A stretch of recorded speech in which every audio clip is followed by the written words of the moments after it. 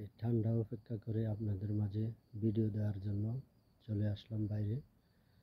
জানি না আমার এই ভিডিও কেমন হবে, কোয়ালিটিটা কেমন হচ্ছে আমি জানি না, আপনারাই জানবেন। তবে এটা মনে রাখবেন যে আল্লাহ রাব্বুল আলামিন আমাদের সব কিছু আমাদের জন্য সৃষ্টি করেছে। খালি আমরা আল্লাহর হুকুম বিধান মেনে যদি পালন করি তাহলে সব কিছু আমাদের জন্য মঙ্গল হয়ে যাবে। আর আমরা যদি আল্লাহর হুকুম বিধান ছেড়ে দিয়ে কাজ করি তাহলে আমাদের জন্য সব কিছু অমঙ্গল হয়ে যাবে।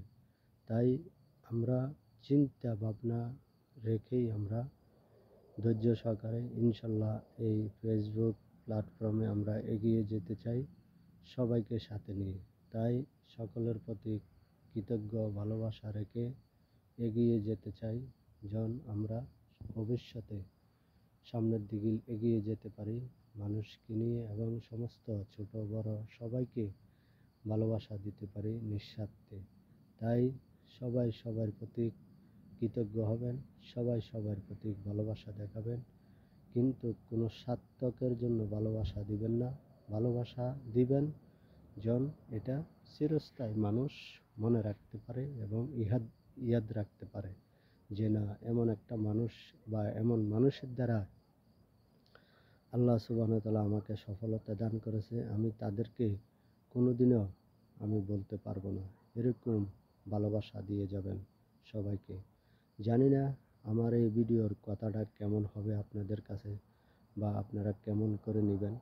তবে মানুষে মারামারি, কাটাকাটি, ঝগড়া বিবাদ এগুলোর থেকে আমাদের ছেলে মেয়ে, পরিবার, আত্মীয় স্বজন সবাইকে বিরত রাখার জন্য চেষ্টা করে যাব, এবং অপর ভাই বোনদেরকেও এই সমস্ত কাজ থেকে বিরত রাখার জন্য বলে যাব।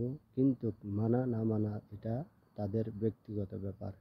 তারপরও আমরা মুসলিম হিসাবে বা আমরা মানুষ হিসাবে আমরা কিন্তু এই উপদেশ দিতে হবে যে মারামারি, কাটাকাটি, হিংসা বিবাদ এগুলা ছেড়ে যেন মানুষ দ্বীনের পথে আসতে পারে, ইসলামের পথে আসতে পারে, আল্লাহর হুকুম বিধানের পথে আসতে পারে, যেন আল্লাহর কোরআন সুন্নাহর আমল নিয়ে চলতে পারে এবং আল্লাহর হুকুম বিধান মেনে যেন চলতে পারে। এই জন্য জানি না আমার এই কথা আপনাদের কাছে কীরকম লাগবে। তাই যারা লা ইলাহা ইল্লাল্লাহ মুহাম্মাদুর রাসূলুল্লাহ সাল্লাল্লাহু আলাইহি সাল্লাম, আমরা যারা এই কালেমা পড়েছি, আমরা আল্লাহর হুকুম বিধান মানার জন্য ওয়াদা করেছি। তাই আল্লাহর হুকুম বিধান মানার জন্য যেটুকু করণীয় আমরা এতটুকু করতে হবে। সবাই ভালো থাকবেন, সুস্থ থাকবেন। আল্লাহ হাফেজ।